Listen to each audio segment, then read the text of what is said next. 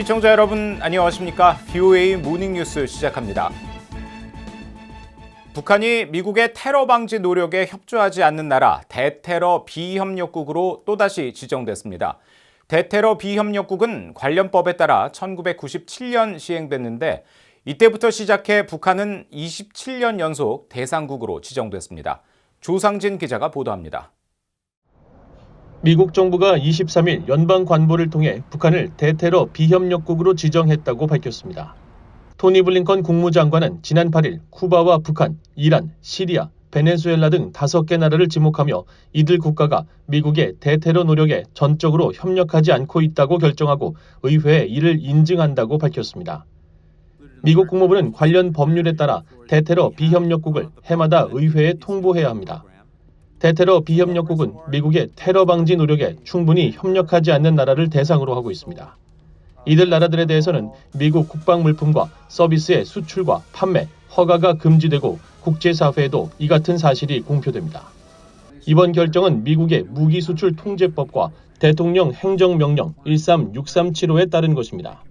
국무부는 1997년부터 미국의 대테러 노력에 협조하지 않는 나라들을 연방관보에 게시하기 시작했습니다. 북한은 첫 해부터 27년 연속 이 명단에 이름을 올렸습니다. 국무부는 국가별 테러 보고서 등을 통해 북한은 자금 세탁 방지와 테러 자금 근절 노력이 미흡하고 이 문제에 대한 의미 있는 진전을 보여주지 못했다고 평가했습니다. 또 북한은 대테러 비협력국 외에도 미국 국무부가 국제 테러 행위에 반복적으로 지원을 제공한 국가로 규정한 테러 지원국 명단에도 포함되어 있습니다.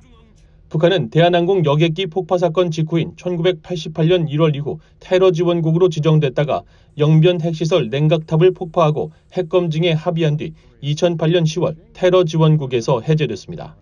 하지만 북한은 김정은 국무위원장의 이복형 김정남 암살 사건, 북한에서 억류된 뒤 사망한 미국인 대학생 오토 원비어 사건 등이 벌어지면서 2017년 미국 정부의 테러 지원국 명단에 다시 올랐습니다. VOA 뉴스 조상진입니다.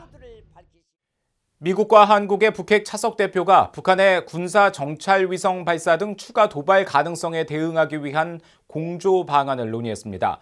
정박 미국 대북특별부대표와 이준일 한국 북핵 외교기획단장은 23일 북한의 정보통신 IT 인력 문제를 다루는 미한 공동 심포지엄 개최 장소인 샌프란시스코에서 만나 최근 한반도 정세와 북한의 핵미사일 위협 대응을 위한 공조 방안을 협의했다고 한국 외교부가 밝혔습니다.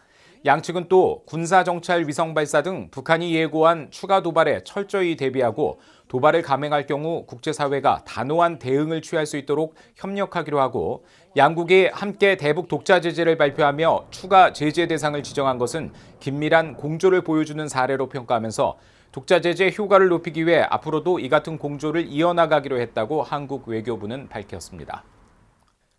바이든 행정부의 중국 정책 철학은 동맹과 함께 한다는 것이라고 크리스토퍼 존스톤 전략국제문제연구소 CSIS의 일본 석자가 평가했습니다.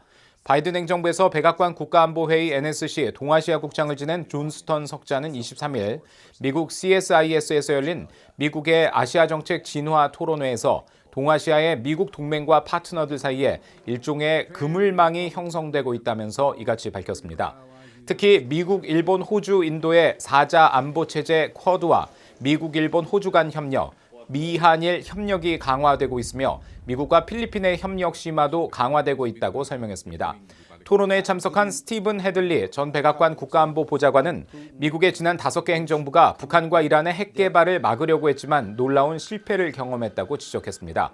부시 행정부가 아프가니스탄의 탈레반 정부와 이라크의 사담 후세인 정부를 무너뜨리자 다음 표적이 될 수 있다고 생각한 리비아가 자발적으로 대량 살상 무기를 포기했고 북한과 이란도 핵 프로그램 포기를 결정했지만 아프가니스탄과 이라크에서 소모전이 이어지면서 북한과 이란이 다시 핵 개발로 돌아섰다고 분석했습니다.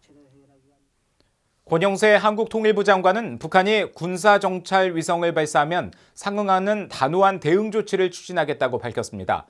권영세 장관은 24일 한국국회 외교통일위원회 현안 보고에서 북한이 준비 중인 군사정찰 위성 발사는 유엔 안보리 결의 위반이자 영내 평화와 안전을 위협하는 도발 행위로서 즉각 철회해야 한다고 밝혔습니다.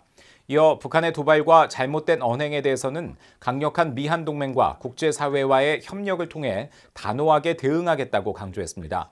권 장관은 또 남북 공동연락사무소 폭파와 개성공단 자산 무단 사용, 금강산 내 한국시설 철거 등 북한 내 재산권 침해에 대한 대책을 추진하고 있다면서 북한의 책임을 묻기 위한 법적 대응 방안 등 관계부처와 함께 다각적으로 검토 중이라고 밝혔습니다.